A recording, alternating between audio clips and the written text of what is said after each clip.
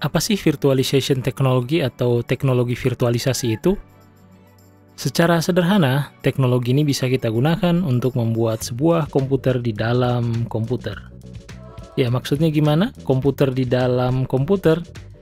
Ya, dengan teknologi virtualisasi, kita akan bisa membuat komputer virtual di dalam komputer yang sebenarnya atau komputer fisik ya. Sehingga nantinya kita bisa menginstal sistem operasi lainnya ke dalam komputer virtual tersebut.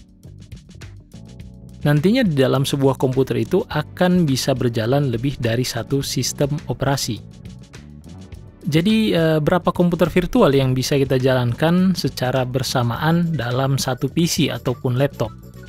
Ya, tidak ada jawaban pasti sih, karena tergantung dari spek hardware kita dan komputer virtual yang kita buat. Kalau RAM-nya banyak dan CPU-nya kuat, ya bisa banyak. Kalau tidak, ya satu saja mungkin komputer kita itu akan menjadi lambat. Terus apa saja sih manfaat dari virtualisasi? Bagi yang pernah main game Android di PC menggunakan sebuah software namanya BlueStacks, maka sebenarnya kita sudah menggunakan teknologi virtualisasi. Karena BlueStacks itu sebenarnya membuat sebuah HP virtual di dalam PC atau laptop kita. Sehingga aplikasi yang kita mainkan itu terinstal di dalam HP virtual tadi.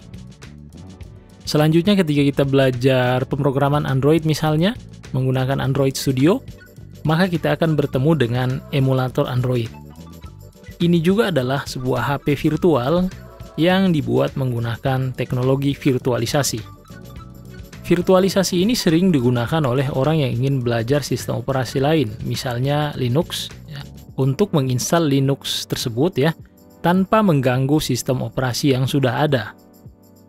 Sehingga kalau misalnya kita salah install Linux atau salah partisi, atau melakukan kesalahan lainnya, itu tidak akan menghapus data-data kita yang sudah ada yang berada di sistem operasi yang sebenarnya. Jadi kalau salah install, gampang, hapus saja virtual machine-nya, kemudian kita install ulang Linux-nya.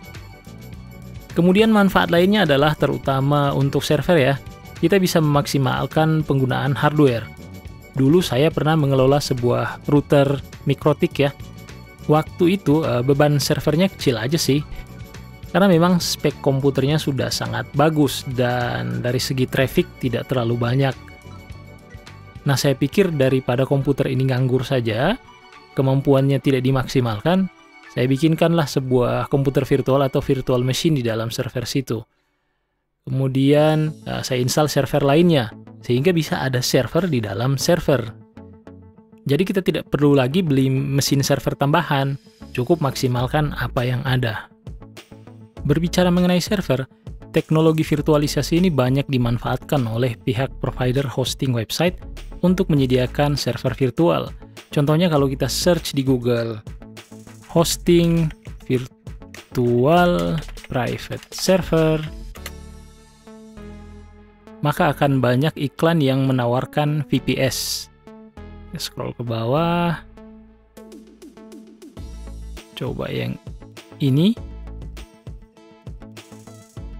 Lihat deskripsinya, oh ini dia. Paling murah 200.000, ini untuk 1 tahun. Oh sorry, untuk per bulan ya, 200.000 per bulan. Kemudian konfigurasinya adalah spesifikasi servernya RAM 512 MB, CPU 0,4 GHz, hard disk 8 GB dan 200 IOPS atau input output per second ya. Perlu dicatat, hosting VPS ini lebih mahal daripada hosting biasa atau hosting share. Kita cek di sini. Ini hosting share, harganya mulai dari Rp15.000 per bulan. Ya, ini lebih mahal sih karena memang kita menyewa server sendiri ya. Untuk memanfaatkan teknologi virtualisasi ini, kita harus menginstal software khusus.